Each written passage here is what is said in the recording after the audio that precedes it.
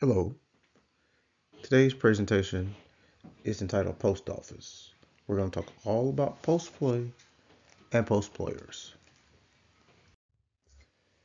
Here's today's agenda. First, we're going to deal with rules and regulations, potential post players, objectives and achievements, and referee the defense. Let's look at rules and regulations. What is a post player? The definition of a post player is defined in the following rule sets. National Federation of High School is not defined. For NCAA women, it is defined in Rule 4-24, pages 6 and 109. NCAA men, Rule 4-29. Note that a post player can be both offensive and defensive players.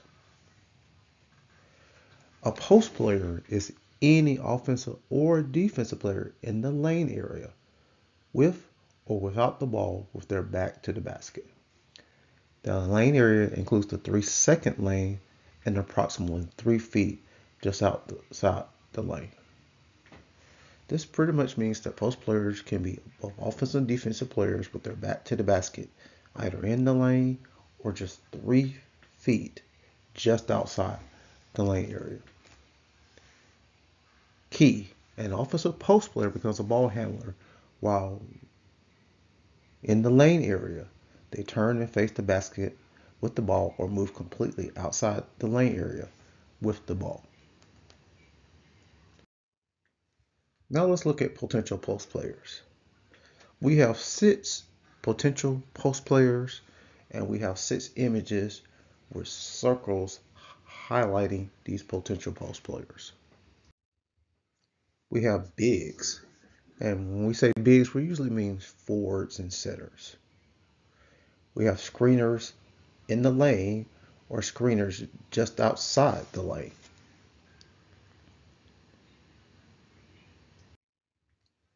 We have screeners on pick and rolls. We also have big guards with size advantages. We have players using movement, usually movement without the basketball, to post up. And then we have screeners outside the lane area. Next, we're going to take a look at objectives and achievements. Number 5 for South Carolina moves from the free throw line across the lane and gains post position against number 24 for LSU. Number 5 receives the ball due to contact by number 24. Lead must be the first judge on this contact as incidental or illegal. As number 5 moves across the lane and shoots the basketball, we have what appears to be a potential A to be fouled by number 24. The contact does not seem to severely displace our ball handler dribbler on the shot, so our officials have no fouls on this play on both sets of contact by number 24. The first part of this chapter, we're going to look at the objectives of post play. We have 4 categories. Take advantage of skilled offensive bigs, open up driving lanes, free up jump shooters, create mismatches or take advantage of size mismatches. In this first play, we have category 1, where we take advantage of our offensive skill bigs. This play features an offensive skill big, number 5 for South Carolina. She uses movement from the free throw line to the lane to establish post position. She will eventually drive for a layup off the backboard.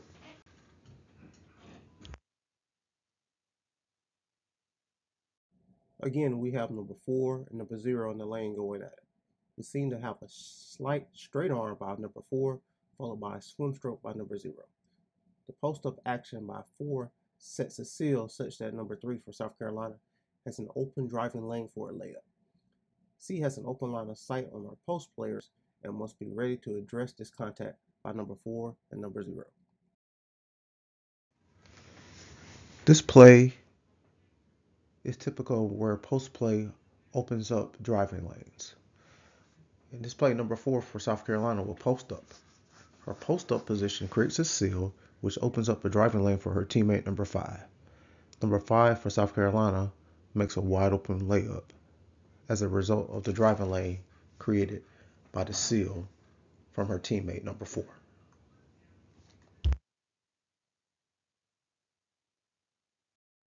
Number 0, Texas Tech, was initially going to involve himself in screen and roll action. The incidental contact that occurs between him and number 24 at the free throw line circle ends up being a screen of sorts, and it causes confusion between the Kansas defenders. This confusion allows number 0 for Texas Tech to gain post position in the lane against number 10 for Kansas. Eventually, he receives the basketball and has an isolation matchup between himself and number 10 for Kansas. This falls in line with numbers 3, 5, and 6 of our potential post players.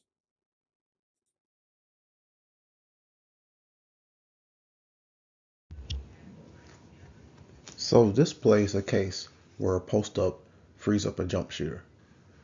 The post up of number 0 for Texas Tech creates an isolation matchup. Number 0 for Texas Tech drives along the end line. His drive compacts the defense, which leaves his teammate number 2 with a wide open 3-point try.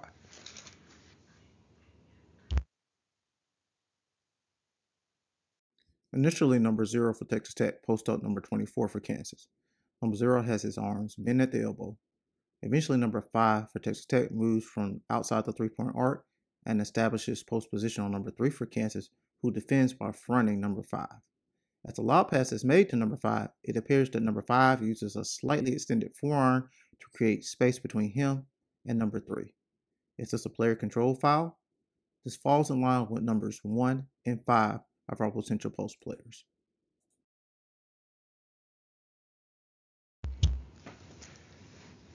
This category of play is an example of ball movement, player movement, creating mismatches, and or taking advantage of size mismatches. The movement on the right side of the floor, along with a great dribble handoff pass, creates a mismatch on the post between number 5 for Texas Tech and number 3 for Kansas.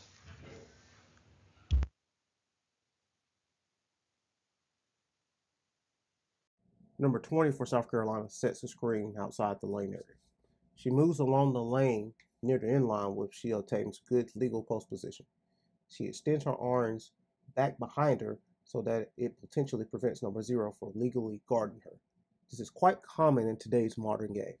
Remember, an offensive post player is permitted to post up with his arms bent at the elbow. This post up by number 20 is a violation of the rule. Lead must be ready to make a decision about this contact initiated by our offensive post player. Good rotation by lead, keeping up with our post player.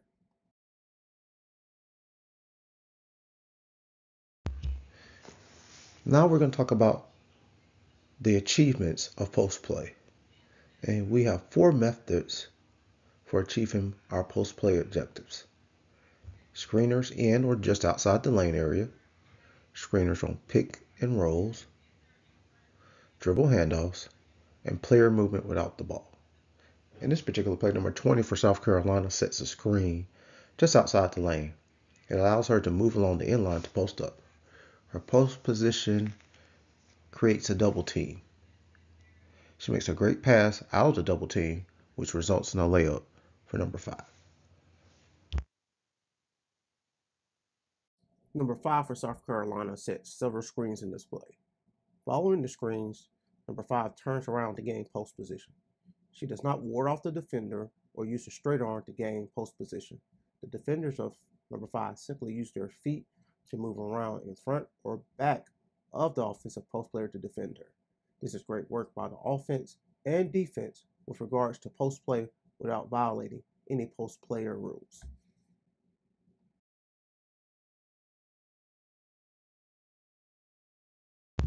In this play, number 5 for South Carolina sets 2 excellent screens. First, she is the screener on the pick and roll, which is the category that we're looking at. Next, she sets a down screen, which creates an opportunity for her post up.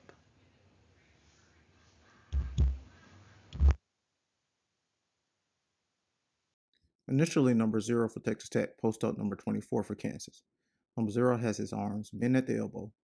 Eventually, number 5 for Texas Tech moves from outside the 3-point arc and establishes post position on number 3 for Kansas, who defends by fronting number 5. As the lob pass is made to number 5, it appears that number 5 uses a slightly extended forearm to create space between him and number 3. Is this a player control foul? This falls in line with numbers 1 and 5 of our potential post players.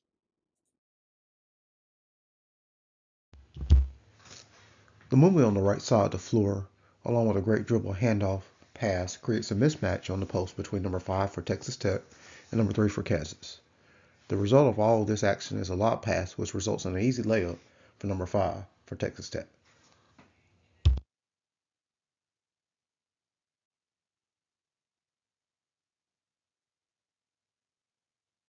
Number 5 for South Carolina moves from the free throw line across the lane and gains post position against number 24 for LSU. Number 5 receives the ball due to contact by number 24. Lead must be the first judge on this contact as incidental or illegal. As number 5 moves across the lane and shoots the basketball, we have what appears to be a potential A to B foul by number 24. The contact does not seem to severely displace our ball handler dribbler on the shot, so our officials have no fouls on this play on both sets of contact by number 24. This play features an offensive skilled big, number 5 for South Carolina. She moves without the ball from the free throw line to the lane to establish post position. She will receive a post entry pass and eventually drive for a layup off the backboard.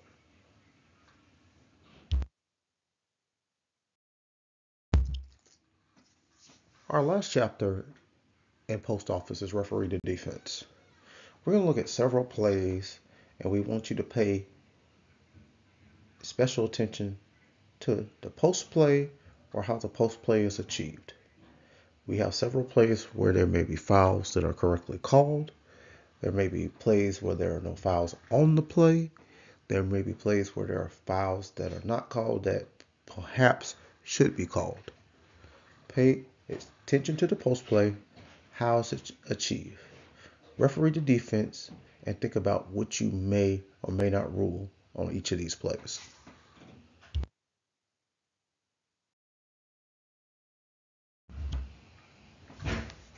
Before we get into these plays, let's look at rules, regulations, and guidelines. The following are rules and guidelines for officiating post play. It is not defined in the National Federation High School Rulebook. It is defined in both NCAA Women's and Men's Rulebook. In the NCAA Women's Rulebook, it is defined in Rule 10.10, Article 6. It's also defined on pages 109 through 110. Pages 109 through 110 are the officiating guidelines. In the NCAA Men's Rulebook, it is defined by Rule 10.1, Articles 5 through 7. It is also defined in pages 113 through 114, which are also officiating guidelines. The image on the right are the rules for post play as given in the NCAA Men's Rule Book in Rule 10.1, Articles 5 through 7. Let's briefly highlight what post players can and cannot do. Neither the offense or defense may dislodge an opponent during post play by pushing, backing into, or using the leg, knee, or arm to move an opponent from a legally established position. A post player may establish post position with their arms bent at the elbow. A straight arm may not be used to ward off an opponent or prevent the opponent from legally guarding the post player. The swim stroke may not be used by the offense or defense to reposition, regain position, or move an opponent from a legally established position. Defensive players may use one arm bar on a post player with or without the ball when either the post player or post defender or both are in the post. The arm bar may not be extended or used to dislodge an opponent. Defensive players in the post are required to adhere to all other guarding rules.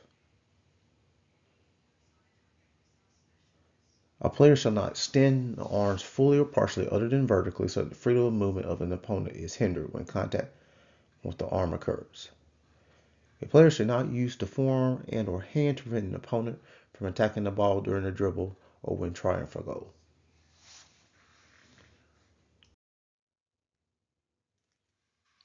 The image on the right in the slide are the rules for post players given by the NCAA Women's Rulebook in Rule 10.10, Article 6. This is just a briefer version of what we just read from the NCAA Men's Rulebook. Basically, a defender cannot use their torso, leg, knee, two hands, two arm bars, one hand, and a locked arm to ward off, move a legally established player off their position, or displace.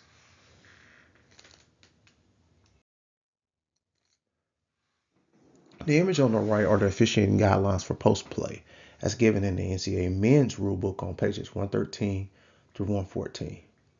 And again, many of these officiating guidelines are found within the actual rules under fouls and violations in both the NCAA Men's and NCAA Women's Rulebook.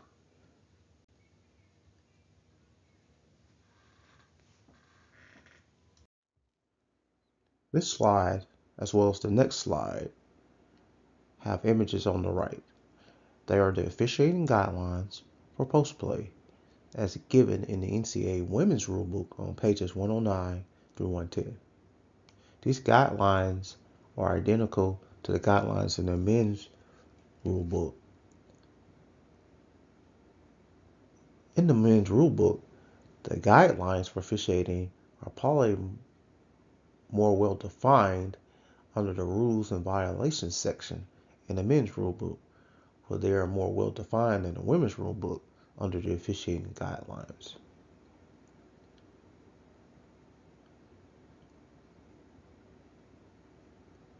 Again, keys for us as far as officiating post play. Prior to our offensive post player having control of the ball and becoming a ball handler, a defensive player may place one or two body parts, hand or arm bars, on the offensive post player, providing no holding, displacing, or illegal contact occurs.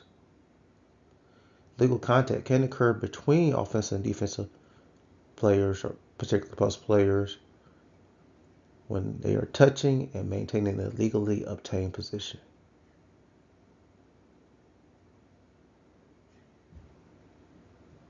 If a defensive post player places one hand on the offensive post player, the defensive post player's arm must be have a bend in the elbow.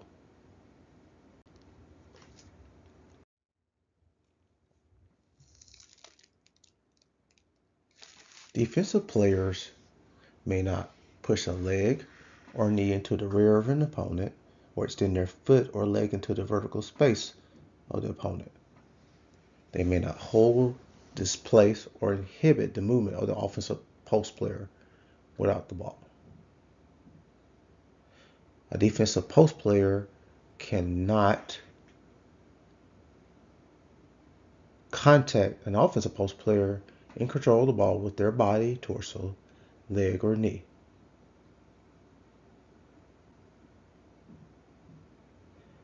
An offensive player will be called for a player control foul when they push, hold, hook, or displace the leg or body of the defender. Neither post player may use a swim stroke arm movement to lower the arm of an opponent. Neither post player can use hands, forearms, or elbows to prevent an opponent from maintaining a legally obtained position. Let's take a look at some plays. Number 12 for Texas Tech has post position on number 24 for Kansas. Both of number 12's arms are straight arms. Would you rule this a player control foul?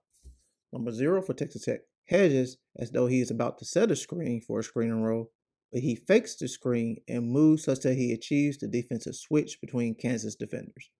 He eventually gains player control of the pass and becomes the offensive post player against number 10, Kansas, who now becomes the defensive post player.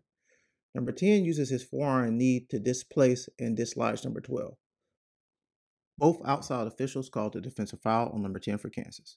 This falls in line with numbers 1, 3, and 5 of our potential post players.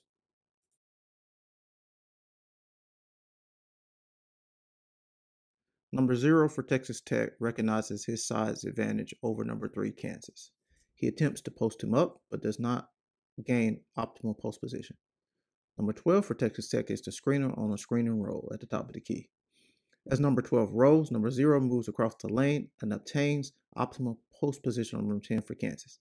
He has both his arms bent at the elbow. Meanwhile, number 12 recognizes his size advantage over number 4 for Kansas and attempts to gain optimal post position. Lee recognizes this second post matchup and rotates to officiate this matchup. Because of his purposeful rotation, Lee is in great position to rule on the eventual player control foul by number 0 for Texas Tech. This falls in line with numbers 1, 3, 4, and 5 of our potential post players.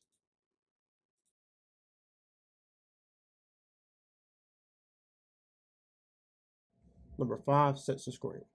Following the screen, she posts up in the lane area, fronting most of the potential defender. During the post up, she is contacted in the facial area by the straight arm of number 0 for LSU, who is using the straight arm to prevent number 5 from attaining optimal post position. This is a foul and needed to be called.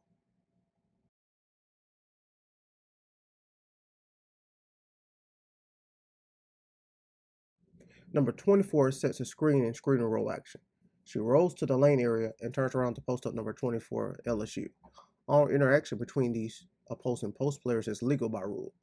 Number 4 receives the pass and becomes the offensive post player. As number 4 moves across the lane, she is legally defended by 0 and 24 of LSU. We don't see the new lead in this video. Does this mean that our lead is too wide and deep in his current position?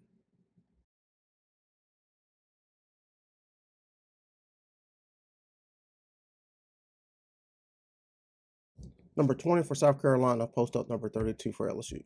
Number 20 extends her arms back behind her back in a reverse straight arm to prevent 32 from having the opportunity to legally guard her. This contact is a ward off of the defender. This should be a team control foul or a player control foul or number 20 for South Carolina.